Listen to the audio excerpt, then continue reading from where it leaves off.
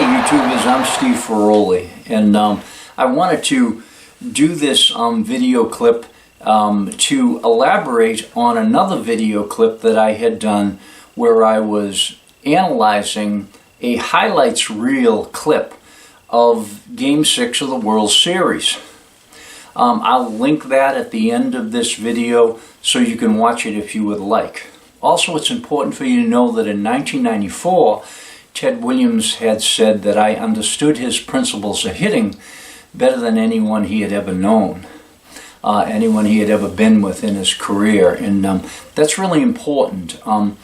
I don't usually put a lot of time into professional baseball because I feel like I'm far ahead of what you're seeing on the television. I have started to look at it a little bit more because in the past 15 years it's become very obvious to me that they're trying to regain the principles of the Ted Williams hitting theory. The problem is they're not doing a good job of it. Some of it they're doing great with, other parts of it they're doing terrible with. So that's kind of what this is all about. So at the end of that first video clip, I had done an analysis where I had gone into detail in regard to what I had said during the highlight reel, quickly, and then went into more analysis in detail at the end. So I want to kind of elaborate on that because what's fun is I started to think about it more. And I know, millions of people are watching this, are watching the game, not this, that's for sure, because, we don't have a lot of followers because, when I talk, I'm saying things that most people have never heard before, and it's kind of like, what's this guy talking about? So, but anyway, one of the things that come up in my analysis was talking about style and, claiming that the hitter does not hit in style. Now, I'm talking, in all of this, I'm talking on the average. I'm not talking about every hitter on every at-bat. I'm talking on the average, this was wrong or that was wrong. Now, style would be a good example. Some of those players, you'll hear me say, I think he's very much in style. Pena comes to mind, Bohm comes to mind, Alvarez comes to mind. But most of the players, on an average, are out of style. Okay, so what is style? Let's forget about hitting for a second. Let's jump over to pitching. Pitching has done a fantastic job over the past, 25 years of, defining more than that, actually. The more I think about it, I'd say it started in the 70s, of defining roles or styles. Now, when I say style in pitching, it's not exactly a synonym. Roles and styles are not exactly the same of what I'm talking about hitting, but it's close enough for you to understand where I'm going with this. So what I'm saying is pitching has done a great job creating styles or roles to attack hitting. I'm talking in all leagues, in the major leagues. What do I mean by that? We've got a starter, we got a mid-reliever, we got a specialty guy to come in on lefties, a specialty guy to come in on righties, we got a closer, and I could maybe stretch it to a couple more roles or styles of pitching. A team attack against the opposing lineup throughout both leagues. You see where I'm going with this? Hitting, now they used to have a pretty good bead on style. We've all heard about like a Punch and Judy or a power hitter or a slugger or, the guy that can do it all, So those are not how I would say it, but they've always been there. Certainly, if I said Ty Cobb to you and I said Babe Ruth, you would get two different impressions of the type of hitter I was talking about. And that's a good thing. It's a very good thing for baseball. So, if pitching gets a B, as in boy, for their use of style or roles, style or roles, we'll make that interchangeable for this video. Like I said, that's not exactly what I mean, but it's pretty good. Well, hitting And now what we have is we have everybody hitting pretty much as a power pull hitter. Uh-oh, we got a problem there, because power pull hitting is the most difficult style of all. I said in video 1 that Ted Williams was an odd duck. You got to hit the ball closer to the pitcher. You have to have better timing, better pitch selection, better pitch identification, a better memory. You better be a pretty dedicated guy, because you better be following along. What's the count? What's this guy going to do to me? Because all those things are going to be vital to your ability to be a power pull hitter. Now, where did this come from? Okay, so back in 1987, I had written a book called Disciple of a Master, how to hit a baseball to your potential. And in that book, I did several things. Not only did I identify different styles of hitting, and I thought that was going to be one of the most important parts of the book. Well, we forward flash to 2000, almost 23, and I'm talking about it's not even there. What ended up happening instead, and it makes perfect sense, is they lashed onto some other parts of that book that were extremely important. One is what I call the stretch position, or better said, the hitter's ability to lock his lower and upper body correctly, and when to do this in the pre-swing. That did not come out well in the science of hitting at all, even though Ted did it very well. Ruth did it, Cobb did it, Tris Speaker did it, Mookie Betts does it, George Brett did it. You can look at all I can show you guys who did it, but on an average, most people did not understand that until after my book was published in 1987. It was a small publishing house bestseller. Ted wrote the foreword to it because he could clearly see who I was. At a young age, I worked at his baseball camp, and he was like, man, this kid is interesting, And I was a phys ed major, so I had different background than Ted, but was also a fanatic in I want to be good, I want to play ball, blah, blah, blah. So that's who I am. So they locked on to that, and with that comes a ton of power. You can't find a guy on the TV now that's not in the stretch position. Well, on an average, some of them aren't. Not in it long enough. They don't know how to use it correctly just right because of other problems they have. But the other thing they locked on to was the contact point. Now, I've been a stickler on the contact point, the whole unbroken wrist, or what they call flat hand hitting. And God, it took them 30 years to figure this out. And if it takes Major League Baseball 30 years, it's going to take amateur baseball underneath at 50, But once they had a kinetic chain, is what we'd call it in the world of phys ed, and what I tell little kids, like their own little mini hurricane from the feet up. Once they had that right, and once they had the application of the force, which is the contact point correct, the balls were flying. And this is why you see, I'll go back to me talking about Dennis Eckersley and Jim Lomborg. Now, Dennis Eckersley, I watched him one time. He's like, man, where are they getting all this power? He's like, he just yanked that cheese out of here. He's like, I love the Eck, love the Eck. And, he's talking about what I'm talking about right now. They got their bodies on an average, in correct position at the right time. Bang, and then they got good hand position to apply the force. They created the force. Now they can apply the force. Problem is they don't know how to hit. And that there's more to it than that is what I'm getting at. So when I talked to Jim Lomborg, he said, oh man, what an exciting time to pitch. And I was kind of confused because I'm listening to these two Cy Young Award winners. And incidentally, going back to roles, I believe Dennis Eckersley won the Cy Young as a reliever. That's how good pitching is done with its roles, if you follow what I'm saying there. So I'm looking at these two Cy Young Award pitches, and I'm kind of confused. Here's one guy that's like marveling at their power, which I completely understand. And here's another guy that's almost talking like, man, give me the ball. I'd love to make a comeback. And I was right with Jim. The Eck I've never met, but I watch him on TV and I love him. But the Jim we're talking together. And it kind of confused me. Here's what I have to say. Both of them are right. Yes, Dennis Eckersley is absolutely right. They built the Hurricane. They can apply the Hurricane's force, and the ball is flying. Jim Lonborg is right because they're out of style and they have no two-strike stroke, and they don't understand the other parts of hitting that are vitally important to your success, or at least your potential.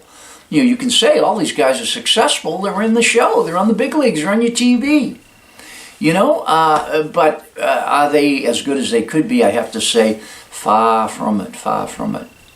So that's kind of an interesting point. So back to everybody batting as a power pull hitter. You can understand why they want to. I mean, I remember when I first got the Hurricane in place and I got my hands in good position, and boom, I said, oh, look at that, That ball jumped. I never hit a ball like that in my life, And I remember the places I still remember to this day where I was when I was realizing that I can hit the ball farther than I ever had before. And I wasn't like, drinking some magic potion or lifting more weights, Even though I did all that stuff, I try to, eat healthy and run and lift, But it was more what I was doing and when I was doing. It was a matter of physics. It was a matter of, how your body works and when was more important than anything.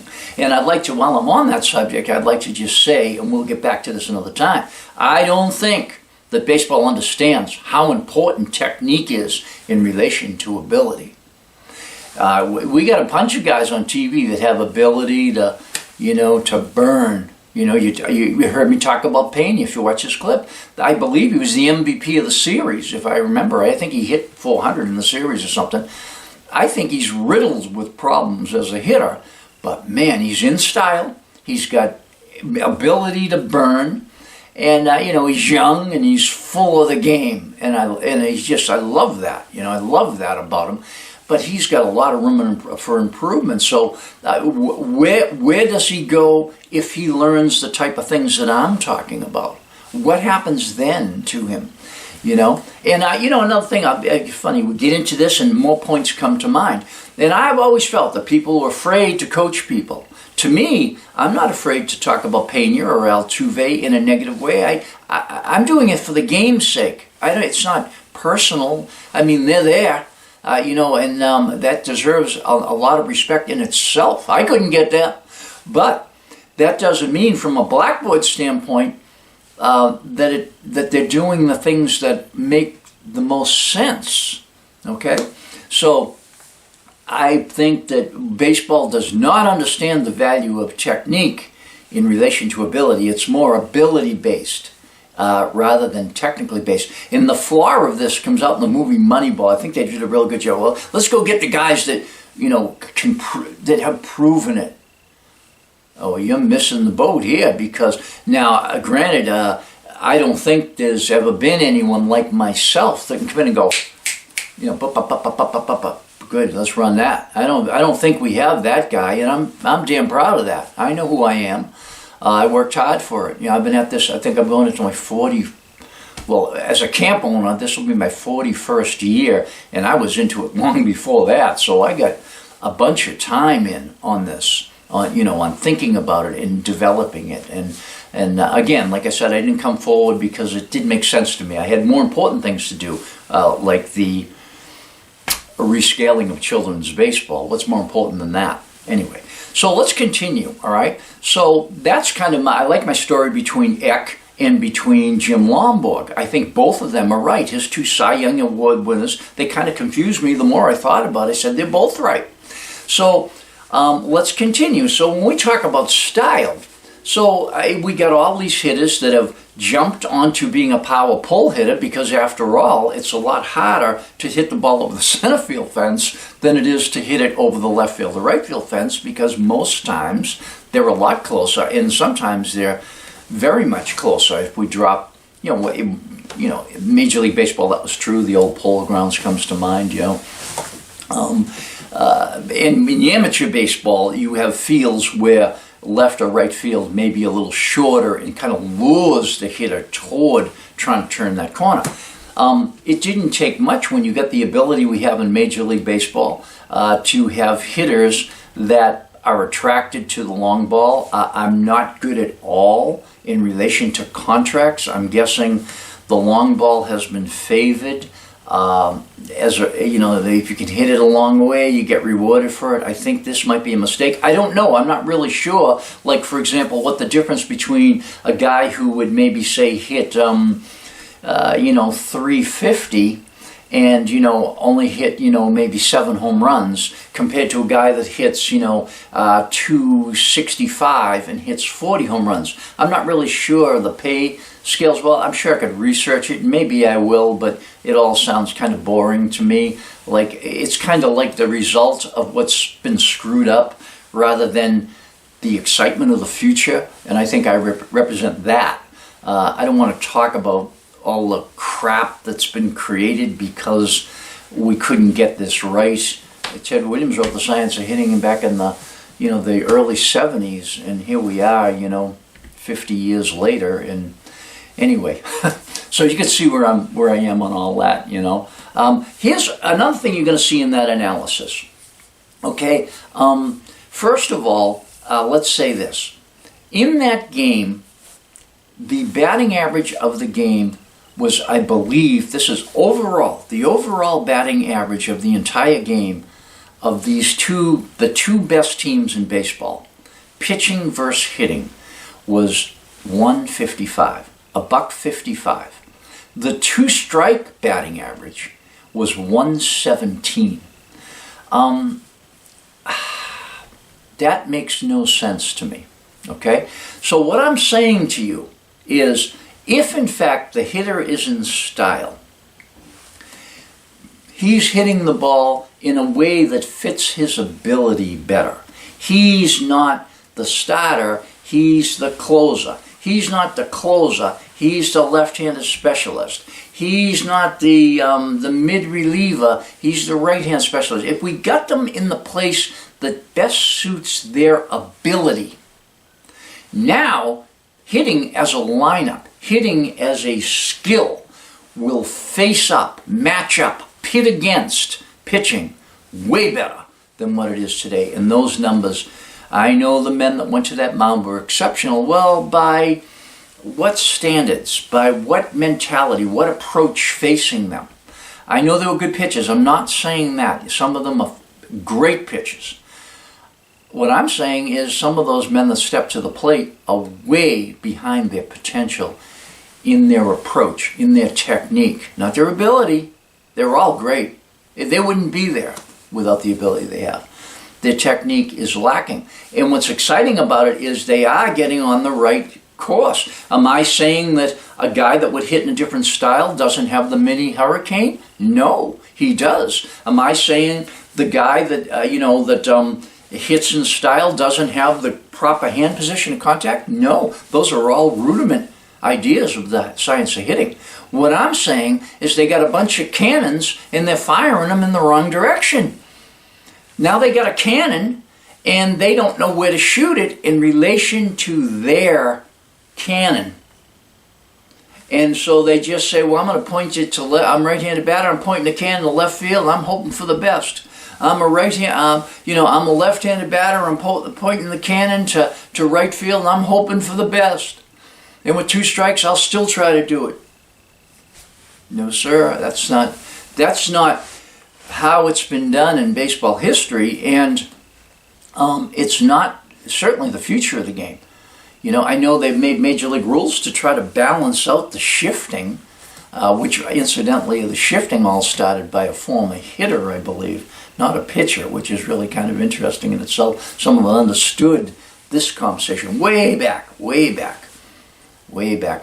the shifting started. I can't remember who it was, But anyway, it might have been Tris Speaker, actually. But I can't remember. It was way back in baseball history when they started to shift a little bit against certain hitters. So, if now a hitter is in style, he is going to put the ball in play more, and he's going to be able to do more with where and how he put the ball in play. For example, if we take Alvarez, for example, who I consider to be a power middleman, I think he's very much in style. You know, he's going to hit the ball in the middle of the field, and there's way more to it than this, so don't think this is the answer. This is just scratching the surface of what I would teach you if, say, I was, you know, working with the lineup of the New York Yankees. This is just, I don't know, the basics of it. So we take Alvarez, you know, and we say, okay, he's a power middleman. He's going to hit the ball somewhere between normal shortstop position, normal second base position, and he's going to get the ball in the air, up in the air, until he has 2 strikes on him. Always. No ground balls. None. No ground balls for you. You know, Alvarez. No.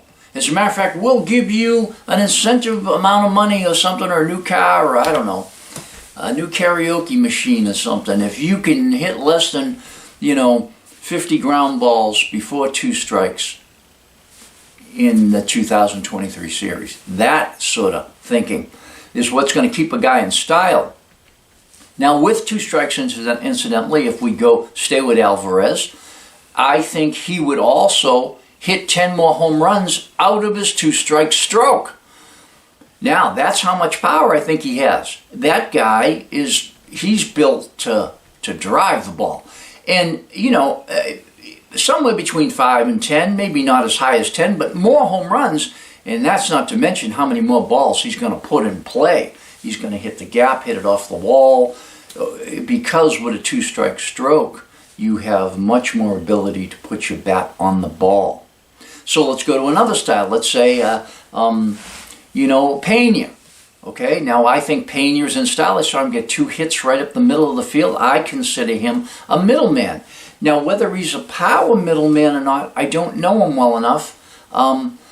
I don't know. And I don't know for Major League Baseball where those gates would be.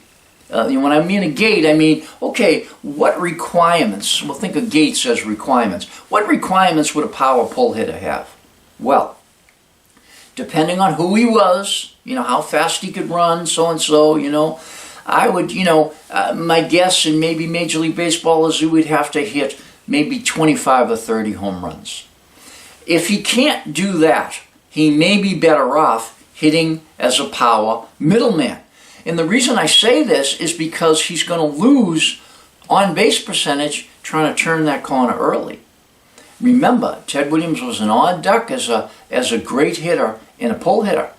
You know, Ruth hit the ball more in the middle of the field. You know, I said this in the other analysis, the other clip.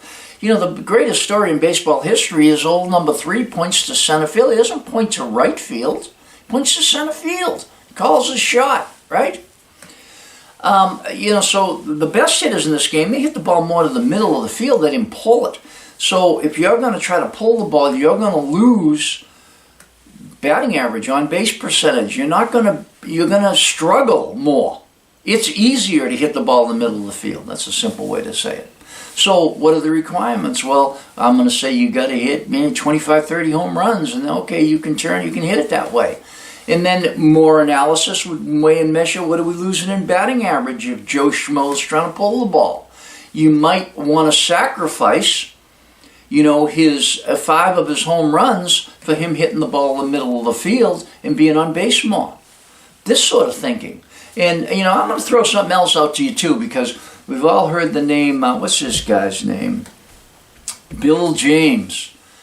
Well, back in 1987, the Society of American Baseball Research had reviewed my book, Disciple of a Master.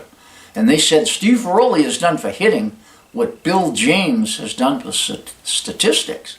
Well, man, I was just a kid. I'm twice as good now. This is the type of thing I'm saying to you. So when statistics meets technique properly, we got ourselves a home run, but we got something really exciting. We got baseball you've never seen before. Never seen before. And if somebody's watching this clip and saying, we need this guy right now, well, come get me. So I'm just going to donate all my money to the Ted Williams League, which is way important than all this crap, to tell you the truth. That's children's baseball. Children's baseball is a train wreck. You think we got problems here? Kids baseball is like a train wreck on a train wreck. And to me, it's a dying game. So if somebody, say someone calls me and say, hey, we're bringing you here right now. You're going to do this for us. Start it up. Okay, great. Money going to the Ted Williams League, because I want to live my life for meaning. I don't need a bunch of money, you know. I was never that guy. I don't understand that. To me, that's trivial, you know. So anyway, so let's keep going. So we get the guy in style. I'm going to guess in style. Well, I have a theory coming up. I call it the 20-20. So one of the 20s is in style. I'm going to say 20 points on your batting average. So if you're a 275 hitter, you're a 295 hitter. And if you're a 295 hitter, you're going to try harder and make it to 300. You know it's going to pull you. It's going to pull you there. You got to get to 300. You got 295. What's the matter with you? That's what Ted would say. What's the matter with you? So that's what I mean about style. So I identified 4 styles in hitting back in 1987, which I explained to you a minute ago. You know, a power pull hitter, a power middleman, a middleman, which is going to hit the ball in the middle of the field. We'll get back to Pena, okay, in a second. And a singles hitter, that's somebody who could steal home plate. Someone who could fly. That's my 4th style. Now, there's a 5th style, and I'll get to that in a minute, but let's go back to Pena.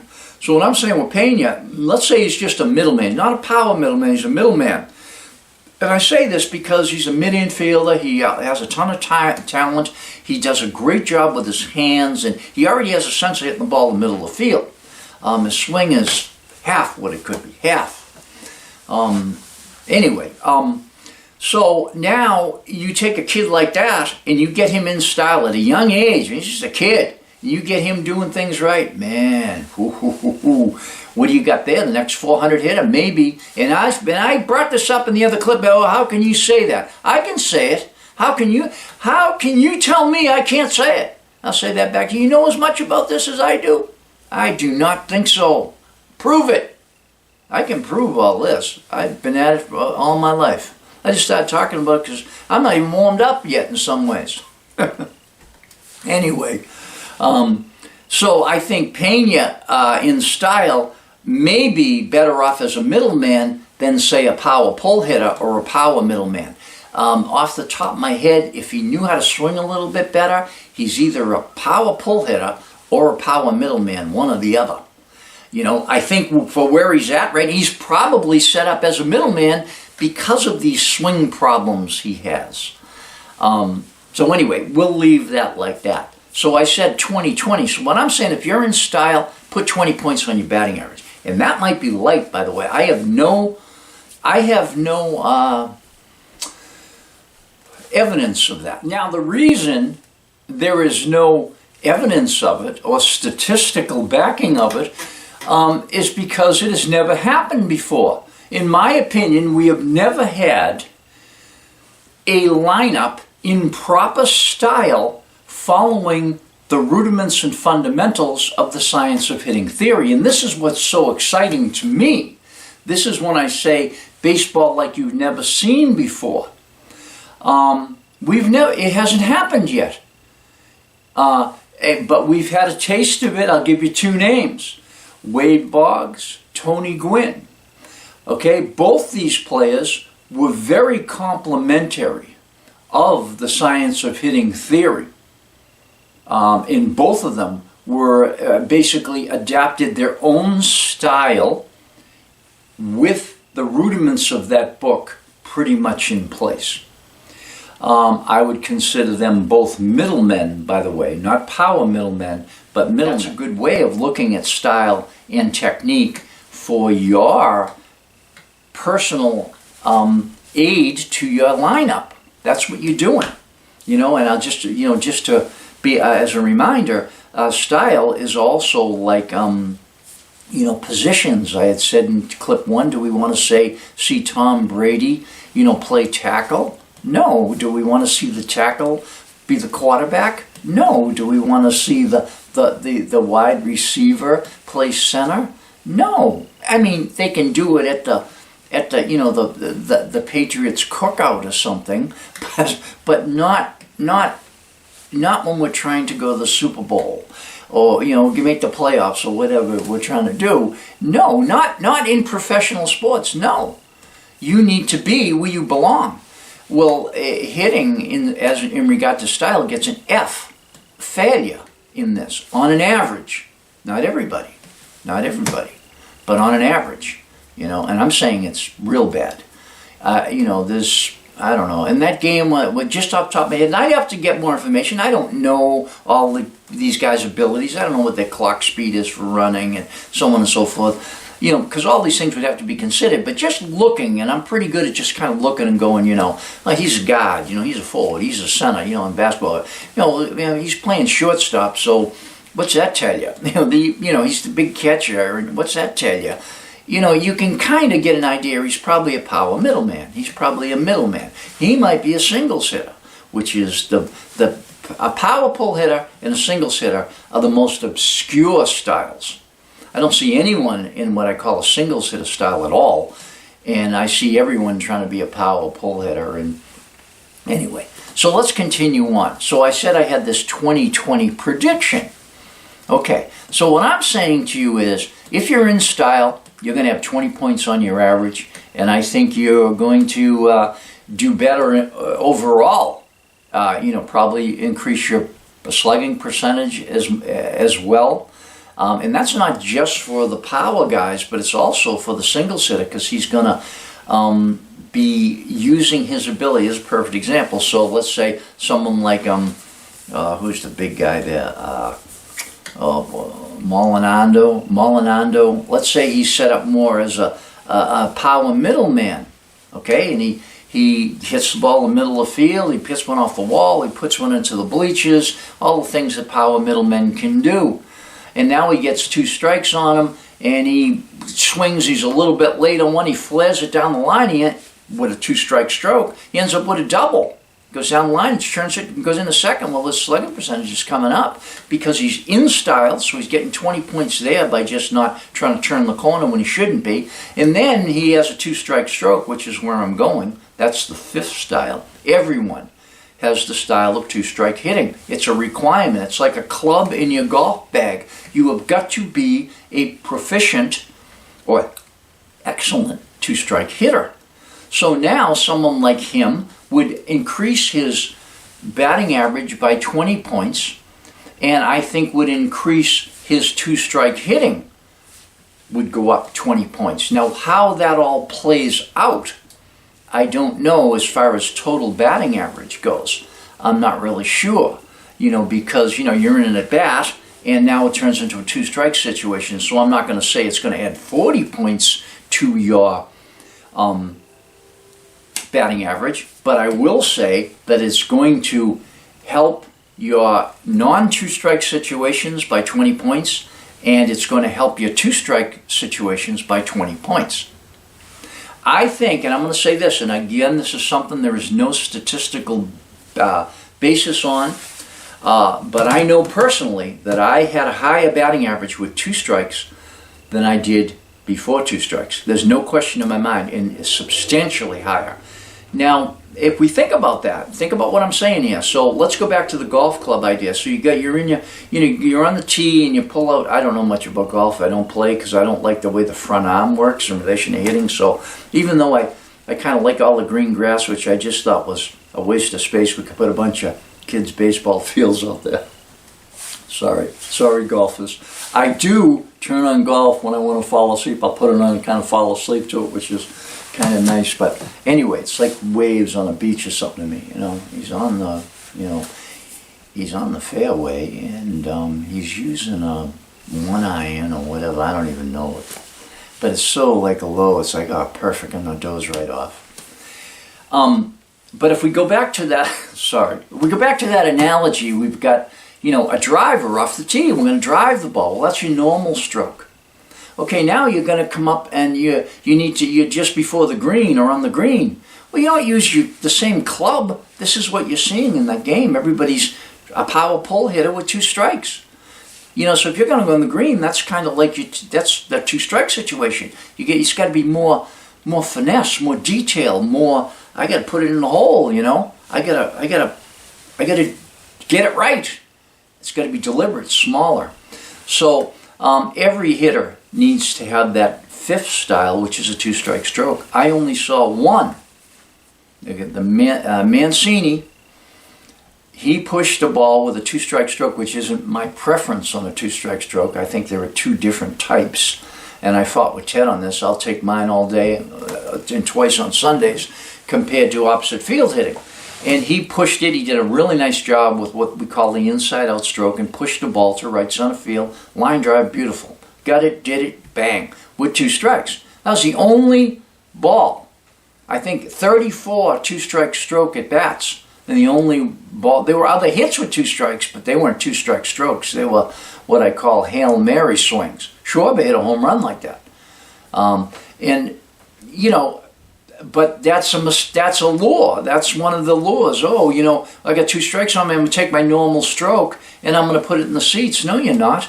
On an average, you're gonna be a fool, is what ends up happening. So what I'm saying is, if you are in style and you have a two-strike stroke, I'm going to predict 20-20 on both sides. Now, that doesn't add up to 40 to me, because some of those at-bats are, you know, get changed from before two strikes to two strikes. So, you know, I just think you're looking at 20 points in both situations. You know, and I don't know, I guess what I'm saying is I don't know how that would play out statistically. But that would be my prediction. If we took, Maldonado and we get him, before two strikes, 20 points on his batting average. And with two strikes, 20 points on his batting average. Because the two-strike stroke is designed, it's shorter, it's quicker, it's smaller, it's stronger. Another factor there. And if we look at that stroke, it's deeper in the zone, it's back more, it's deeper. And it's just a club or a swing designed for the situation. And that's just a prediction. It might be for some guys substantially higher than 20-20.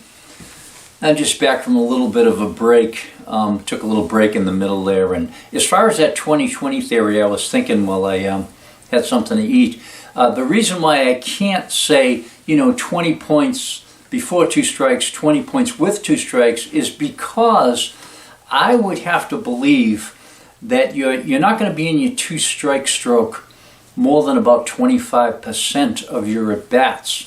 And that's why I'm not sure on how that'll play out over your overall average. I mean, you could make the case saying, well, maybe it'll be divided with 66%, 33%, one strike, two strikes, three strikes. I don't think so. It's going to depend on how you air out before two strikes. Do you get the pitch you're looking for?